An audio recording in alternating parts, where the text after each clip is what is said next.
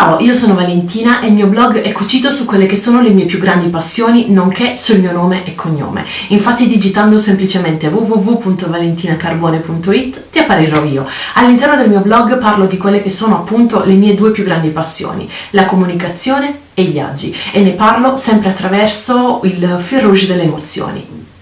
Io sono allegra, io sono premurosa, mi piace prendermi cura delle persone, io sono innamorata della vita e del mio lavoro, determinata, se ho un progetto da portare a termine ci metto tutte le mie forze. Entusiasta, sono talmente tanto grata alla vita che cerco di celebrare questa mia felicità ogni giorno. Io sono il mio telefono, lui è davvero sempre con me, tra l'altro credo sia indispensabile per chi vuole documentare davvero tutto. Io sono il mio computer portatile, anche lui quando non sono a casa è sempre con me. Io sono una penna, non per questo, oltre a scrivere sul blog, ho scritto un libro e mi occupo di giornalismo da tantissimi anni.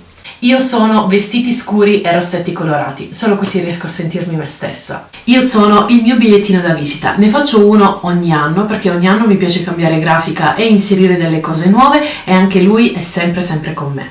Ultimo, ma non per importanza, io sono Pannolini, da qualche mese a questa parte non mi tocca fare altro. Viaggiare per me significa guardare nuovi posti attraverso delle nuove prospettive. Fino a qualche tempo fa ero abituata a guardare tutto attraverso i miei occhi o al massimo attraverso gli occhi del mio fidanzato, il mio attuale marito. Ora invece, viaggiando in formato famiglia, sono abituata a guardare tutto attraverso gli occhi della mia bimba ed è per questo che nel mio blog trovate una nuova rubrica intitolata appunto Con gli occhi di Iris.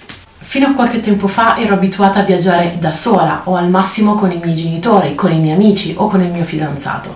Da qualche tempo invece i miei viaggi si sono trasformati in viaggi formato famiglia e mi rendo conto che è davvero un mondo favoloso, in quanto ci sono davvero tantissime famiglie che cercano consigli online su come organizzare i loro viaggi in formato family. Ed eccomi qua.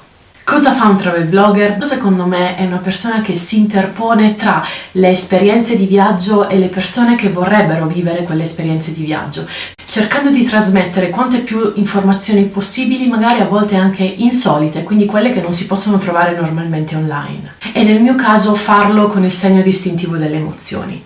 Vorrei lasciare questa risposta alle persone che mi seguono o comunque ai clienti che hanno avuto il piacere di lavorare con me nel corso degli anni. In ogni caso mi sento speciale perché porto un lavoro a termine, perché mi piace lavorare bene e cercare di trasmettere alle persone che mi leggono le emozioni che vivo attraverso il viaggio.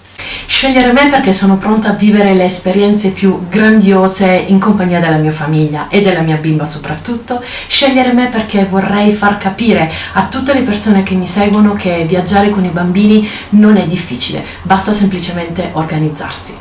Scegliere me perché dopo tanti anni passati ad investire sul mio blog vorrei che diventasse veramente qualcosa di eccezionale e soprattutto un punto di riferimento per tutte le famiglie che mi seguono. Io vi saluto e spero che queste piccole risposte a queste grandi domande vi abbiano leggermente incuriosito su quello che è il mio lavoro. Ci vediamo sul blog e sui social collegati. Ciao!